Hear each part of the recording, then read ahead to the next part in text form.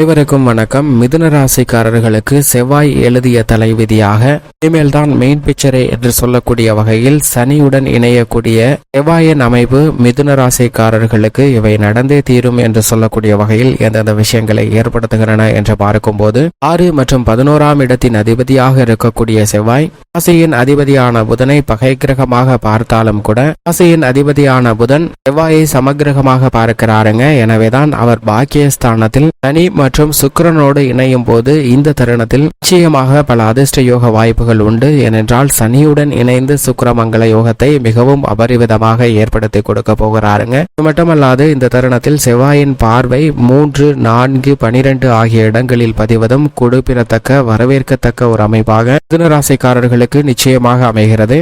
பொதுவாக செவ்வாயை பொறுத்த வரைக்கும் நவ கிரகங்களிலே மிக வலிமை வாய்ந்த கிரகங்கள்ல மிக முக்கியமானவராக நிச்சயமாக செவ்வாய் பார்க்கப்படுகிறார். ஏனென்றால் செவ்வாயின் ஆதிக்கம் நிறைந்திருக்கும் போது தங்களுடைய வாழ்வில் அபரிவிதமான உத்வேகமும் ஆற்றலும் அதீதமாக ஏற்படும். திருமணம் உள்ளிட்ட பல்வேறு விதமான சுப நிகழ்வுகள்ல தாக்கத்தை ஏற்படுத்தி கொடுக்கக்கூடிய சக்தியும் வல்லமையும் குரு சனியை விட நிச்சயமாக செவ்வாய்க்கு உண்டு என்பதுதான் யதார்த்தமான உண்மையாக பார்க்கப்படுகிறது. இது மட்டுமல்லாது நவகிரகங்களிலே குரு சனிக்கு அடுத்தபடியாக சிறப்பு பார்வை உண்டு என்றால் அது நிச்சயமாக செவ்வாய்க்கு மட்டும்தான். செவ்வாயை தவிர மற்ற எந்த கிரக நிலைகளுக்கும் சிறப்பு பார்வை கிடையாது. ஏனென்றால் செவ்வாய் 4, 7, 8 ஆகிய இடங்களை பார்க்கிறாருங்க. தற்போது மிகவும் வலுவாக உச்சம் பெற்று சஞ்சரித்த செவ்வாய் மார்ச் 14ஆம் தேதிக்கு பிறகு சனியுடன் இணைந்து கும்ப ராசியில் சஞ்சரிக்க போகிறார். இதுவரை மகர ராசியில் உச்சம் பெற்று சஞ்சரித்த மங்களகாரகன், பூமிகாரகன், சகோதரகாரகன்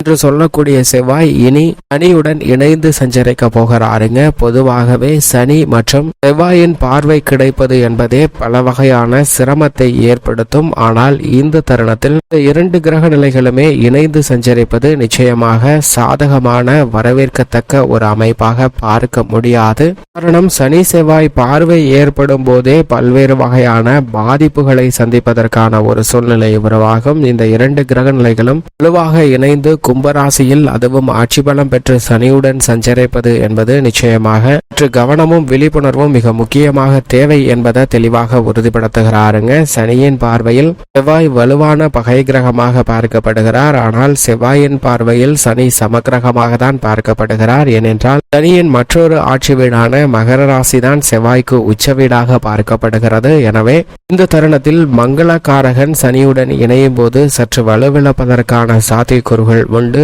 ஆனால் பல அதிரடியான மாற்றங்களை நிச்சயமாக ஏற்படுத்தி கொடுப்பதற்கான வாய்ப்பு உண்டு என்பதில் சந்தேகமே இல்லை. என்றால் செவ்வாயின் ஆதிக்கத்தில் பிறந்தவர்கள் பொதுவாக ஒரு செயலை செய்ய வேண்டும் என்றால் துடிப்புடனும் அதிரடியாகவும் தடாலடியாகவும் செய்து முடிக்கக்கூடிய அளவிற்கு ஆற்றல் வீரம் மிக்கவர்களாக பார்க்கப்படுகின்றன. எனவேதான் செவ்வாயின் ஆதிக்கம் பிறந்தவர்களாக இருந்தால் நிச்சயமாக செவ்வாயின் ஆதிக்கத்தில் பிறந்தவர்களோடு இணைவதுதான் மிக வலுவான ஒரு ஐதீகமாக திருமணம் உட்பட பல்வேறு விதங்கள்ல பார்க்கப்படுகிறது. செவ்வாய் தோஷம் நிறைந்திருந்தால் அவர்களுக்கு திருமண பொருத்தமாக செவ்வாய் தோஷம் உள்ளவர்கள் தான் பார்க்கப்படுவார்கள். இல்லை என்றால் அவர்களுடைய வேகத்திற்கு மற்றவர்கள் ஈடு இணை கொடுக்க முடியாத அளவிற்கு சிரமத்தை சந்திக்க வேண்டிய ஒரு சூழ்நிலை ஏற்படுகிறது. இதன் காரணமாக தான் மங்களகாரகனுடைய அமைப்பு சாதகமாக இருந்தால் மட்டும்தான் திருமணம் உள்ளிட்ட பல்வேறு விதமான சுப நிகழ்வுகளையும் செய்யக்கூடிய ஒரு சூழ்நிலை ஏற்படுகிறது. அது மட்டுமல்லாது பூமிகாரகன் என்றும் அழைக்கப்படுகிறாருங்க. விவசாயத்துறையை தனது கட்டுப்பாட்டில் முழுமையாக வைத்துக் கொண்டவராக பார்க்கக்கூடியவர் நிச்சயமாக செவ்வாய். செவ்வாயின் ஆதிக்கம் உத்தியோகம், தொழில், குடும்பம் என அனைத்திலும் பல்வேறு விதமான தாக்கத்தை ஏற்படுத்தினாலும் அதீதமாக தன்னுடைய வலுவாற்றலை ஏற்படுத்தி கொடுக்கக்கூடிய துறை என்றால் அது நிச்சயமாக பூமி சம்பந்தப்பட்ட பணிகள் எதுவாக இருந்தாலும் அதில் தன்னுடைய ஆதிக்கத்தை செலுத்துகிறார். எனவேதான் விவசாயத்துறையின் நாயகனாகவும் பார்க்கப்படுகிறார். சனியுடன் சேர்ந்திருக்கக்கூடிய இந்த தருணத்தில் விவசாயம் சார்ந்த பணிகளில் சற்று கடினமான ஒரு சூழ்நிலை உருவாகலாம். கவனமும் விழிப்புணர்வும் விழிப்புணர்வும் மிகவும் முக்கியமாக தேவைப்படுகிறது என்பதை தெளிவாக உறுதிப்படுத்துகிறார். ஆனால் செவ்வாய் அதீத பலத்துடனும் உத்வேகத்துடனும் செய்யக்கூடிய ஆற்றலை கொடுக்கக்கூடியவராக பார்க்கப்படுகிறார். இயற்கையிலே ஒரு பாவ கிரகமாக பார்க்கக்கூடிய செவ்வாய் மற்றொரு பாவ கிரகமாக இருக்கக்கூடிய சனியுடன் இணைவதால் அதிரடியான மாற்றங்களை நிச்சயமாக சந்திப்பதற்கான வாய்ப்பு உண்டு. அதே சமயம் இந்த தருணத்தில் மிகவும் வலுவாக செவ்வாய் 3, 6, 11 ஆகிய இடங்களில் சஞ்சரிக்கும் போது அபரிவிதமான வளர்ச்சியும் முன்னேற்றத்தையும் அள்ளி கொடுப்பார். ஆனால் அதே சமயம் அஷ்டமத்திலோ அல்லது விரயம் அர்த்தாஷ்டகம் போன்ற இடங்கள்ல சில சிரமம் ஏற்படுங்க. விரயம் அர்த்தாஷ்டகம் ஆகிய 4, 12 கூட அளவிற்கு சிரமம் ஏற்படாது. ஆனால் அஷ்டமத்தில் இருக்கும் போது சற்று கூடுதல் கவனம் நிச்சயமாக தேவைப்படக்கூடிய ஒரு தருணமாக அமைகிறது என்பதை செவ்வாய் உறுதிப்படுத்துகிறார். அது மட்டுமல்லாது செவ்வாய் ஜென்மராசியில் அமர்வது கூட ஒரு விதத்தில் யோகமான அமைப்பாக தான் பார்க்கப்படுகிறது. குடும்பத்திலும் தொழில் வியாபாரம் அனைத்திலும் சிறந்த முன்னேற்றம் கிடைப்பதற்கான வாய்ப்பை பெறக்கூடிய வாய்ப்பை உருவாக்கி கொடுப்பார் என்றால் அவருடைய ஆற்றல் வீரம் என்பது மிகவும் அதீத பலம் வாய்ந்த ஒன்றாக பார்க்கப்படுகிறது. ஆண் தன்மை வாய்ந்த கிரகமாக இருப்பவர் நிச்சயமாக செவ்வாய்தான். இவைதான் அவர் பெண் தன்மை வாய்ந்த சுக்கிரனோடு இணையும் போது சுக்கிர மங்கள யோகம் நிறைந்து பல்வேறு விதமான சுப நிகழ்வுகள் மிக சிறப்பாக கிடைப்பதற்கான வாய்ப்பும் யோகமும் உண்டு. ஆனால் நீதி தவறாத நடுநிலை தவறாத நியாயஸ்தராக இருக்கக்கூடிய சனியுடன் இணைவதால் செவ்வாய் எழுதிய தலைவிதியாக சில அதிரடியான மாற்றங்களை சந்திப்பதற்கான வாய்ப்பு உண்டு. ஏனென்றால் சனியின் பார்வையும் செவ்வாயின் பார்வையும் ஒரே இடத்தில் சஞ்சரித்து பல்வேறு விதமான தாக்கத்தை ஏற்படுத்தி கொடுக்கக்கூடிய வலுவான அமைப்பில் சஞ்சரிக்கின்றன.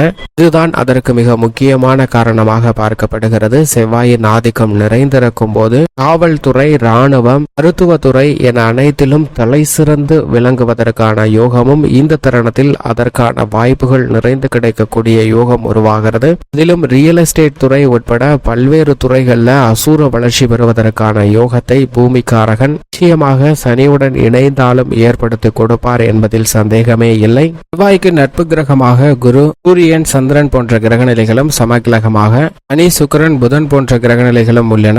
கை கிரகமாக ராகு, கேது பார்க்கப்படுகிறது. இந்த தருணத்தில் சமபலம் வாய்ந்த சனியுடன் செவ்வாய் இணைந்தாலும் கூட செவ்வாயை சனி கை கிரகமாக தான் பார்க்கிறார். எனவே அதிரடியான மாற்றங்களாக செவ்வாய் எழுதிய தலைவிதியாக அமைவதற்கான வாய்ப்பு உருவாகிறது. இப்படி செவ்வாயின் அமைப்பு இருக்க பல்வேறு விதமான பணிகள்ல எப்பேற்பட்ட தாக்கத்தை ஏற்படுத்துகிறார் என்று பார்க்கும்போது பொதுவாக செவ்வாய் சனி இணைவு சாதகமற்ற ஒரு அமைப்பாக இருந்தாலும் கூட மிதுன ராசிக்காரர்களுக்கு சுக்கிரனுடன் இணைந்து சஞ்சரிக்கக்கூடிய இந்த வேளையில் 9ஆம் இடம் என்பதால் கோல்சார விதியின் அடிப்படையில் நிச்சயமாக பல சிரமங்கள் விலகுகிறது. செவ்வாயினுடைய சப்தம பார்வை மற்றும் சனியின் சப்தம பார்வை, சுக்கிரனின் சப்தம பார்வை 3ஆம் இடமாகிய தைரியஸ்தானத்தில் பதிவதால் இந்த தருணத்தில் பல்வேறு வகையில தாமதப்பட்ட பல காரியங்களை இந்த தருணத்தில் துடிப்புடனும் வேகத்துடனும் செய்து முடிக்கக்கூடிய யோகம் நிச்சயமாக கிடைக்கிறது. சனி ஆட்சி பலம் பெற்று வலுவாக சஞ்சரிக்கக்கூடிய இந்த தருணத்தில் செவ்வாய் அவருடன் இணைந்தாலும் கூட பல்வேறு வகையான பாதிப்புகள் விலகி நல்ல பல திடீர் முடிவுகளை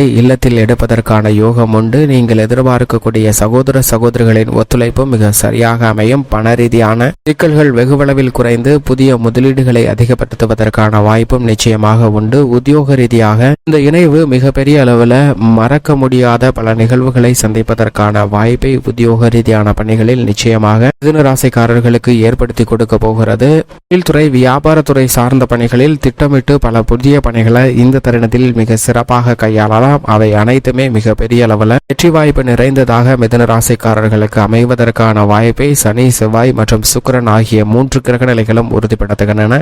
செவ்வாயினுடைய பார்வை விரயஸ்தானத்தில் பதிவதால் விரய செலவுகள் புதிய முதலீடுகளாகவோ சொத்துக்களாகவோ மாறுவதற்கான யோகம் உண்டு. ஏனென்றால் அசையா சொத்துக்களை வாங்குவதற்கான அதிர்ஷ்ட யோக வாய்ப்புகளை நிச்சயமாக மிதுன ராசிக்காரர்களுக்கு பெற்று தருகிறார். அஷ்டம பார்வை சுகஸ்தானத்தில் விழுவதால் இல்லத்தில் நடைபெற வேண்டிய சுக நிகழ்வுகள் அனைத்தும் சிறப்பாக நடைபெறும். அஷ்டம பாதிப்புகள் விலகும். கலைத்துறை ரீதியான பணிகளில் சிறப்பான வளர்ச்சியும் முன்னேற்றமும் இந்த தருணத்தில் நிச்சயமாக உண்டு. நீங்கள் எதிர்பார்க்கக்கூடிய புதிய வாய்ப்புகள் நிறைந்து கிடைக்கக்கூடிய ஒரு தருணமாகவும் அமைகிறது. பொதுவாழ்வில் இருப்பவர்களுக்கும் நல்ல முன்னேற்றம் பெறக்கூடிய ஒரு தருணமாக தான் அமைந்துள்ளது என்பதை தெளிவாக உறுதிப்படுத்துகிறார் செவ்வாய் சனி கூட்டணி. மாணவர்களுடைய கல்வி சார்ந்த விஷயங்களிலும் பெரிய அளவிற்கு சிரமம் இல்லை. நல்ல முன்னேற்றத்தை பெறுவதற்கு பெறுவதற்கான யோகம் நிச்சயமாக மிதுன ராசிக்காரர்களுக்கு உண்டு. பெண்மணிகளை பொறுத்தவரைக்கும் சனி செவ்வாய் இணைவு சாதகமற்ற ஒரு அமைப்பாக இருந்தாலும் பாக்கியஸ்தானத்தில் இருப்பது, பெண்மணிகளின் நலனுக்கு பொறுப்பேற்ற சுக்கிரனுடன் இருப்பது நிச்சயமாக மிகப்பெரிய அளவில் அதிர்ஷ்டம் நிறைந்த ஒரு அமைப்பாக பார்க்கப்படுகிறது. ஏனென்றால் குருவும் லாபஸ்தானத்தில் வலுவாக சஞ்சரிப்பதால் இந்த இணைவு என்பது பெண்மணிகளுக்கு அதிரடியான மாற்றத்தை நிச்சயமாக ஏற்படுத்தி கொடுப்பதோடு மட்டுமல்லாது பொருளாதார ரீதியான முன்னேற்றத்தையும் குடும்ப சிக்கலையும் விளக்கக்கூடிய ஒரு அமைப்பாக பார்க்கப்படுகிறது. மேலும் பல சிரமங்களை விலக்கி நன்மை நிறைந்தவையாக மாற்றிக்கொள்ள நிச்சயமாக மிதுன ராசிக்காரர்கள் வாரத்தில் செவ்வாய்க்கிழமை விரதமிருந்து அருகாமையில் உள்ள முருகப்பெருமாள் ஆலயம் சென்று தீபமேற்றி வழிபாடு செய்யுங்கள்.